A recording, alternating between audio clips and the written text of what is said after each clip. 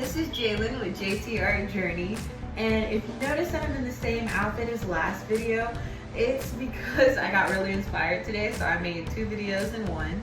But today's video is going to be showing you at least 5 to 10 steps that you can incorporate into your daily sketchbook practice to make it a little bit easier to keep your sketchbook.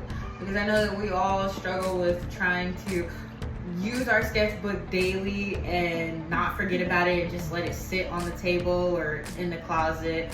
And so hopefully these tips today are going to help you be able to pull that sketchbook out and put it to good use.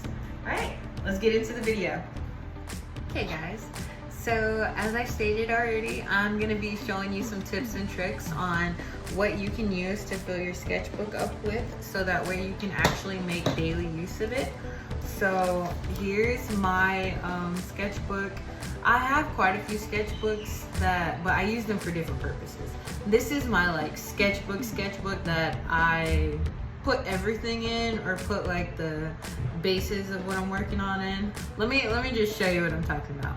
So here on the first page, as you see, I use this book to learn.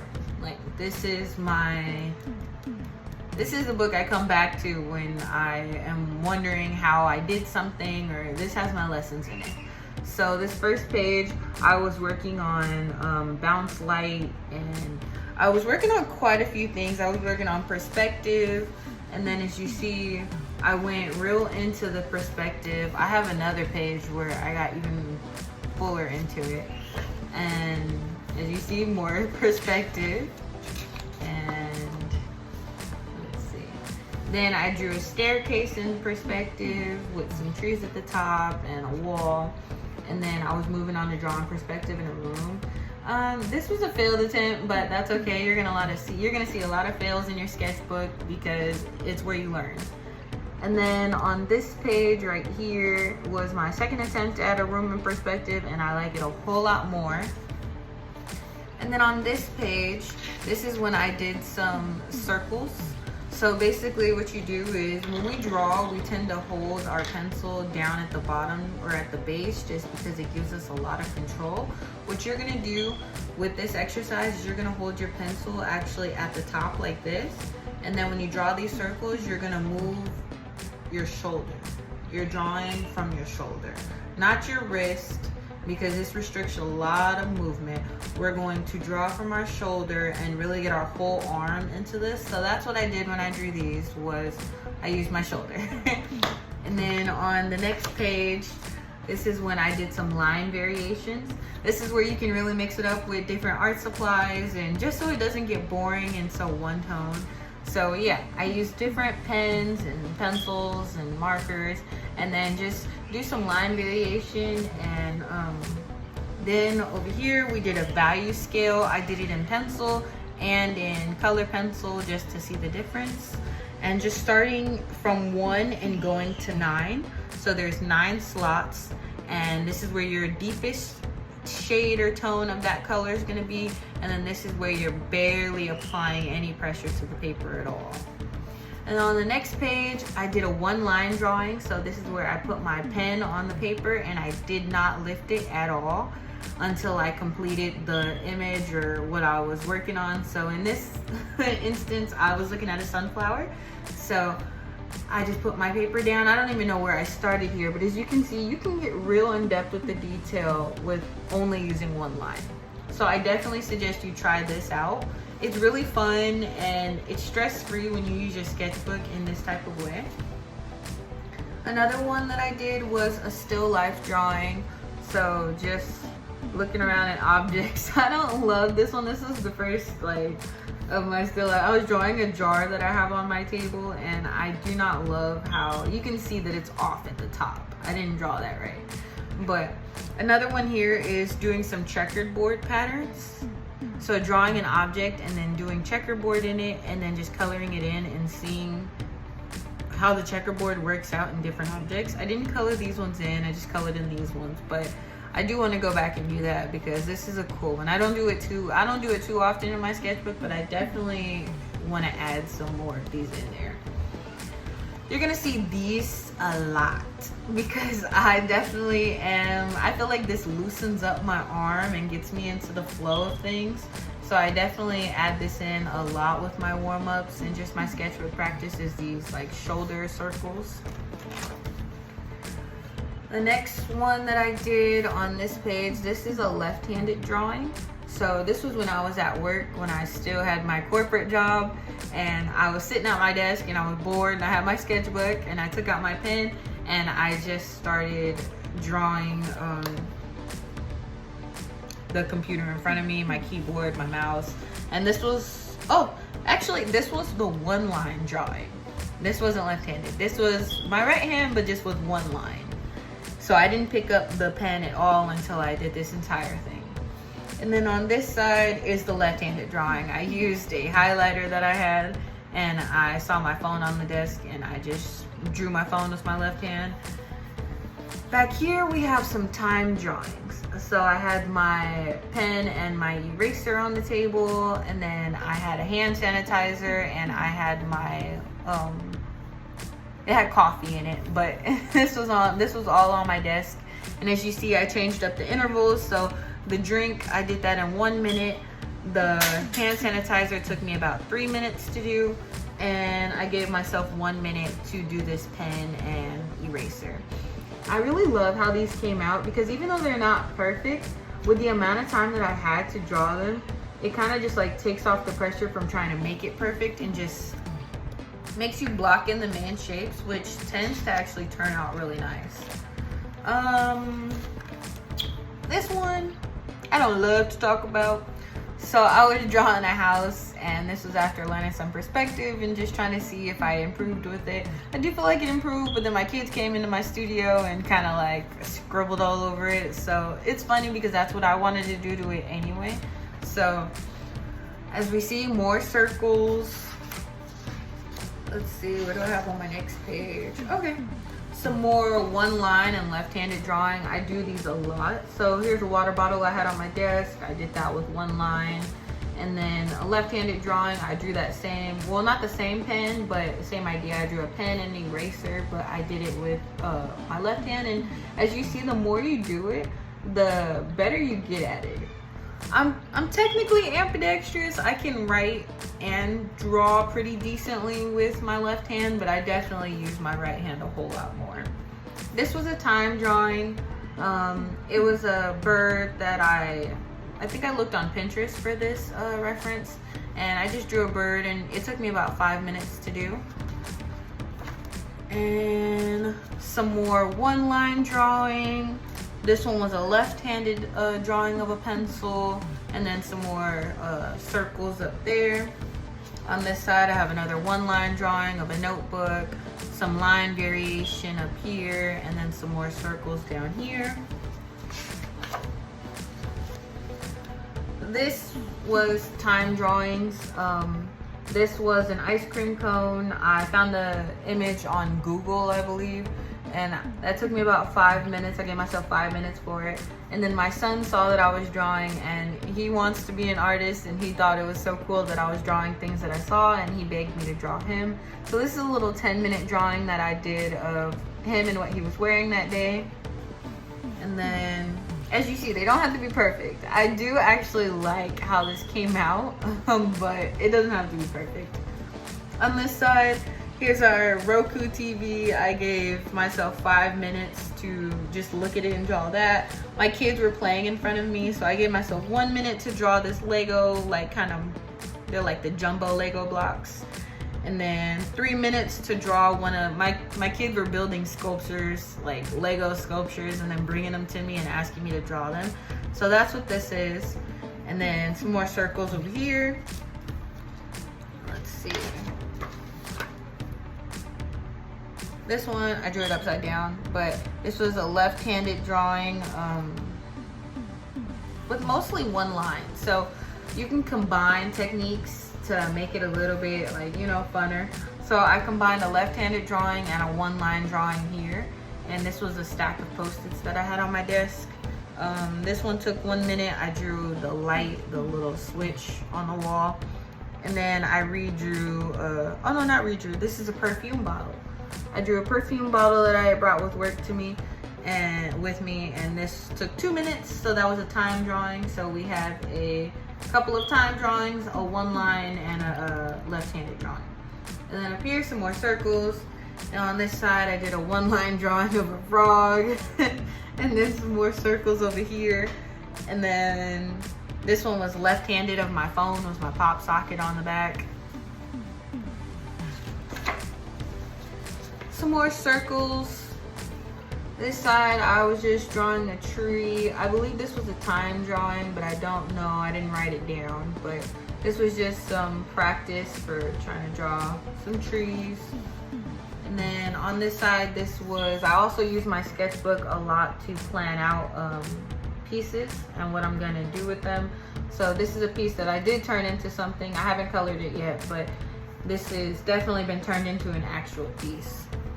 And so just like thumbnailing, getting your ideas down just so you get a gist of where you want things to be placed before you put it on the more expensive paper. Yeah, that's what this is for. And then here's I made a couple of videos on some drawing eye tutorials, and this is what I used, the paper that I used to make those.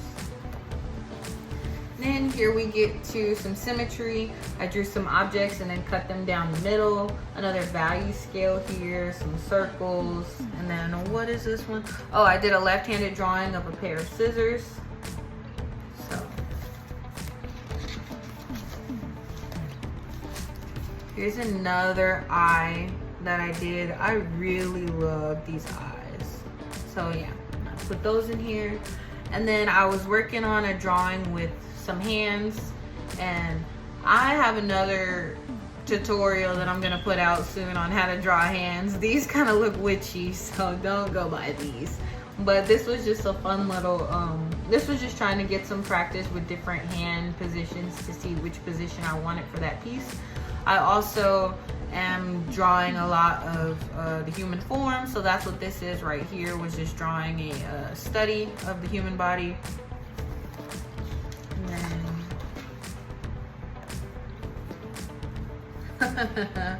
I don't love this one, but this was an idea for a piece that I have going. It involved a mirror and someone looking in it, and I turned that into a completely different piece. I'll actually show you that in a second because this was hilarious. This was just a rough sketch of like a couple of ideas that I had just to think about it, but ended up being so different from that. And here was a study that I did, just trying to work on some wicks or some, it's a type of dread style or lock style. And then I was working on Bantu knots, and don't mind that. And that was supposed to be an edge, and it was not giving at all. Then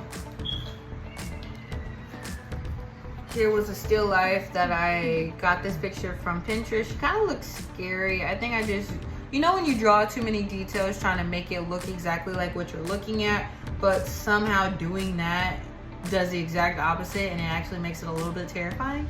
Yeah, that's this. That's what this is. On this side, we're getting a little bit closer to that picture that I just showed you of the girl in the mirror. That is getting closer to what the actual picture is looking like. So let me show you that real quick.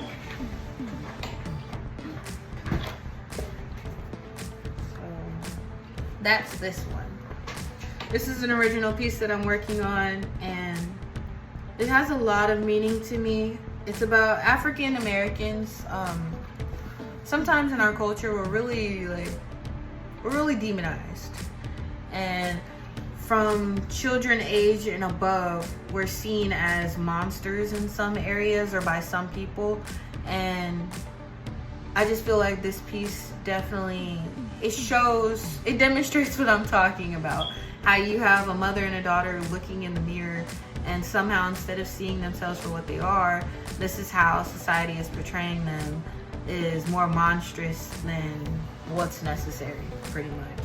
And the fact that it happens even in childhood is crazy. But off that topic, we're going back to sketchbook practices. Some more circles. On this side, I have This is a box that was sitting on my desk and just drawing a little bit more of the perspective of how I was looking at it. Here was a bottle of some vitamins that I have, and then an eraser, and these were timed drawings. All of these were timed. And then, oh, this is a video that I want to make on color theory. So just thumbnails again about a video that I'm going to be putting up. Over here I started working on, I'm working on this color study here, where as you can see she has the side profiles. And before I had that going, I just wanted to see if I even I just wanted to work on some side profiles because I don't usually draw people from the side. This was my first attempt. I feel like I kind of made her look like an alien. I got this from Pinterest, and then I moved on. This was the second person. And then I was like, okay, wait, let's back this up and learn the basics of side profiles. So then you start seeing me draw the fundamentals of what it should be looking like. And that's what the next couple of pages are. Is me just getting that together, working on some more side profiles. And even in your sketchbook, you can do what I did here. I take notes. So in this one, I didn't like it because I feel like I put the eyes too far apart. And I'm used to drawing faces forward. But I feel like I drew the eyes too far apart. So when I don't like something, I don't just put an X on it and say, I write why I didn't like it. So that way when I look back, I know what I can do to improve it. Just some more here. And then this was the thumbnail of the color study for this one. I wanted to plan out what colors I wanted involved in this study. So orange, yellow, reds, and that kind of helped me put it together basically. And then this is the figure that I was drawing from the side. Here was another video that I made on some blending and a thumbnail here about it. Some time drawings. This one was 3 minutes. It's of my new water jug that I got. Another time drawing. And then this was a left-handed drawing of my ruler. This was a combined drawing. I did a silhouette drawing and a time drawing. So this was my electric eraser I have on my desk.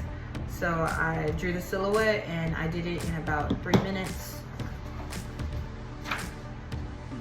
Then here's another original piece that I'm gonna be working on pretty soon. And here's just the thumbnail and my notes on it. So this was just going over what the piece means to me, and so just ideas. And that's it.